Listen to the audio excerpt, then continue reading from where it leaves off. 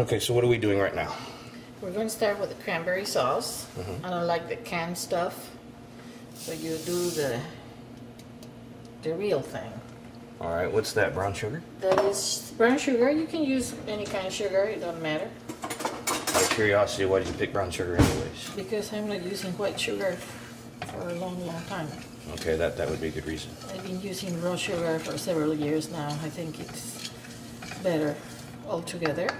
Okay. And back here you have a nice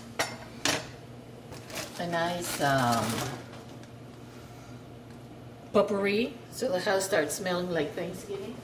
Did you just stick apples in a bowl of water, Mom? It's apples and an apple with cloves. An orange with cloves. You put cloves on an apple? It looks like a porcupine. No, it's an orange with cloves. And cinnamon sticks. And soon we should start getting a pretty nice. No, I can smell it already. It's actually a really good idea. Can you smell it? Yeah. Yeah, it's like potpourri, but fresh potpourri instead of dry potpourri. Can you eat it after you cook it? No. Oh. I didn't put any sugar, it's just water and the spices. Okay, the way I like my cranberry, I like to put fresh ginger. Okay. You know, and I'm going to chop it really, really fine. And dried apricots and the zest of an orange. Zest of an orange, which is basically the peel, right? Yes, but you have to grate it. So it's a grated orange peel. Yes. This smells good. So this is fresh ginger that you're cutting right now. With ginger, you don't have to put a lot because it's very, very, very strong. Is it like garlic in a way, like, you know, very pungent, strong? It's a very perfumed. It has a lot of aroma, and it gives a nice flavor. It's very rich. Should stick that in the potpourri. Yeah, we could. Yeah, we can put this in the potpourri. Oh, see, recycling already, huh? And yeah, you have to recycle. You have to use everything you can. And then I could grate the ginger, but what I like to do, because I like to chop it really, really fine, and because I think you get texture.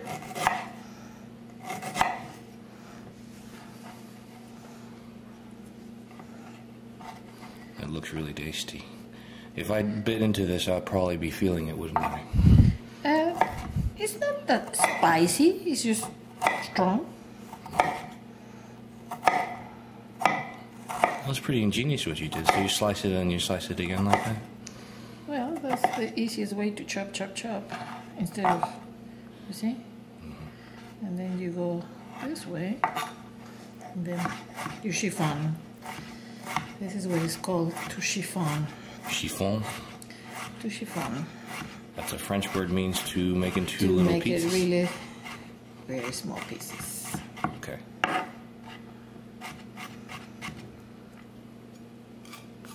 And then that will go into the pot.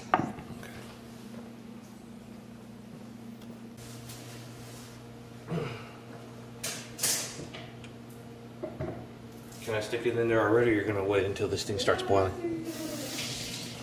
Do we need to stir the sugar since there's still a few granules left, or what? It will eventually dissolve. It will eventually dissolve. So now what we're going to do is to grate our orange. Now, talking of ancient things, probably the modern people don't ever see this. What is that anyways? I mean, it's a grater that I've had for about 40 years. More, probably more. I'm not kidding you. It's probably 45 years or 46 years old. Talk about classics, huh? Now, for people who don't have a 40-year-old grater, I mean, there's... Oh, there's all kinds, but it's just this one has been with me and it moves all over the world and it still works. Yeah. And you don't have to go through the fine. I meant to do that. Through the fine.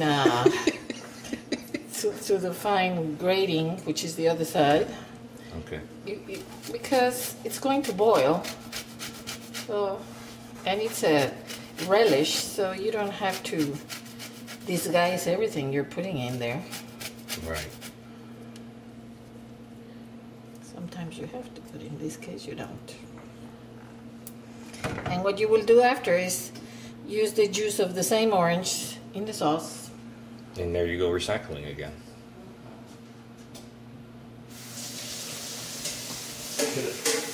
Can I stick the ginger in there already, or are we gonna wait a little bit? Huh? Can I stick the ginger in there already? Yes.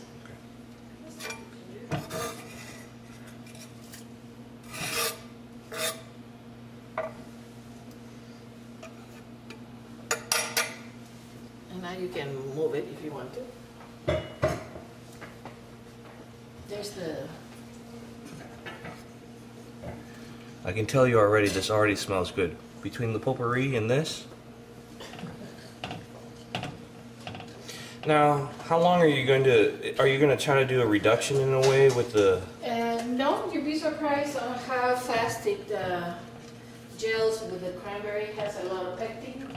Oh yeah, that's right. And now I'm going to chop the... Okay. Let me get out of your way here. No, that's fine. That's fine? Just put it there. Okay. We're waiting for the water to boil. So then you stick in the cranberries. And then I'm going to chop the apricots while this boils. Alright, and now the cranberries that you got, I can see that you already got a bag of them. Oh, I just dropped a cranberry. You can eat that. No. No dogs can eat that. No.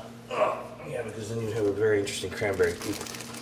Anyways, the cranberries are the fresh cranberries, unlike most of you that like to get it out of a can. And these can be gotten where? At the local grocery store? At the local grocery stores, and I strongly recommend the fresh. The fresh premium, or the fresh cranberries? Because the flavor is just absolutely sensational. And here we go to use the... That was the original orange that you were cooking with? Yes. And I'm just straining it so we don't get any of the pits. That makes sense, because who wants to eat is it a seed or a pit? And then you stick it inside of your potpourri. Yeah, the potpourri is the... Well, in Thanksgiving and Christmas, you get all these foods that are so nice aromas. So why would you just throw that to the trash? I mean, use it. Your house smells good. Yeah, I guess that makes sense.